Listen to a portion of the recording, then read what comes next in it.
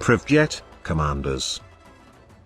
During the last weekend we had round 2 of the True Vision test. True Vision simply means that tanks are always rendered in your view, but the old vision mechanics are still applicable. The difference is that unspotted tanks are not showed on the map and they don't have an outline, so any aim assists or auto-lock does not work if they are not spotted the old-fashioned way.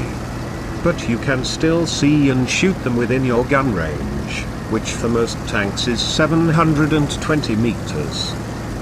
For the second round of the test, they also made some additional changes. They excluded a bunch of maps that they deemed problematic, which left us with a map rotation of only 17 maps. And it doesn't stop there. They also buffed the camo for light tanks and tank destroyers. Lights got a doubling of their camo values and TDs got a 75% increase. If you take a look at the mini-map, you can see a small dotted circle that barely covers the arrow that represents my tank. That's the proxy spot limit, set at 35 meters for the test. Not much further out is another dotted circle. That's my detection circle. Outside of that one, I can't be detected as long as I'm not firing my gun. Let's put the camo to the test. I know that you all know this, but I still want to show you exactly how incredibly much the gun ruins your camo. Let's bring up the minimap in slow-mo and have a look at it again. The larger and slightly weaker dotted circle is my detection circle. When the gun fires, it bursts into a size multiple times larger than before for just a split second, reaching all the way down to the A-line. And the effect got even more pronounced during the True Vision test thanks to the doubled camo value.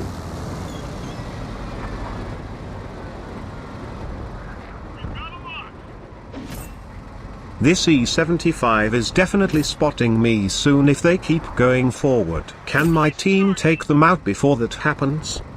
I doubt I'd be able to stand like this during normal camo values. Even though they should be able to see me right now, it is hard to notice a tank that is not moving. Perhaps I should have gotten out earlier, but let's have some fun now instead.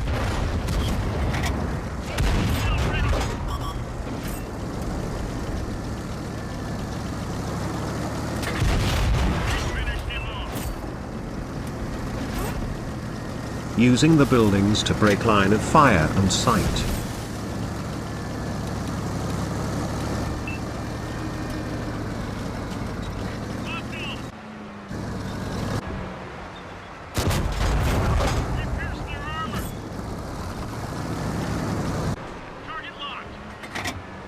I thought the bushes would save me a second time, but their light tank had moved closer and could now spot me.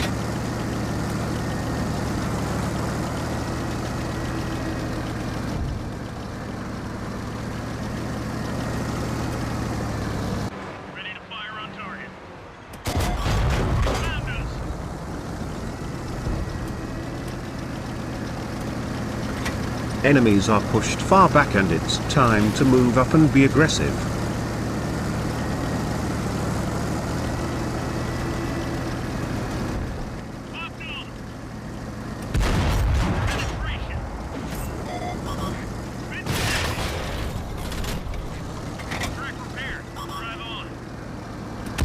Perhaps a bit too aggressive, but we found a large part of the enemies now, and with a bit of luck I'll survive this.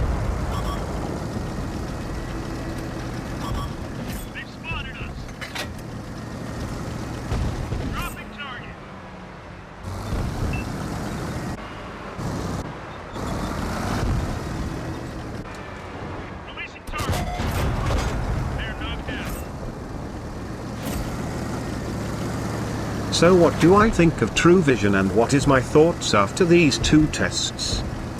The True Vision test part 2 drowned behind the camo buff of light tanks and tank destroyers, and it was particularly the light tanks that initially made a huge impact on gameplay.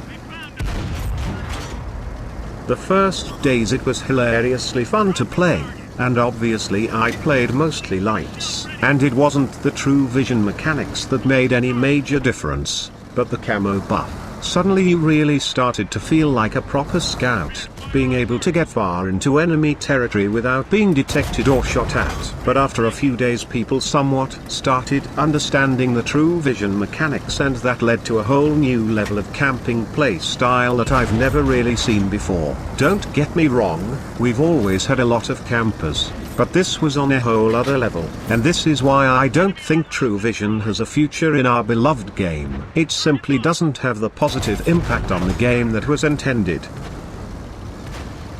Our game is also not designed for true vision, and partly I'm thinking of map designs here.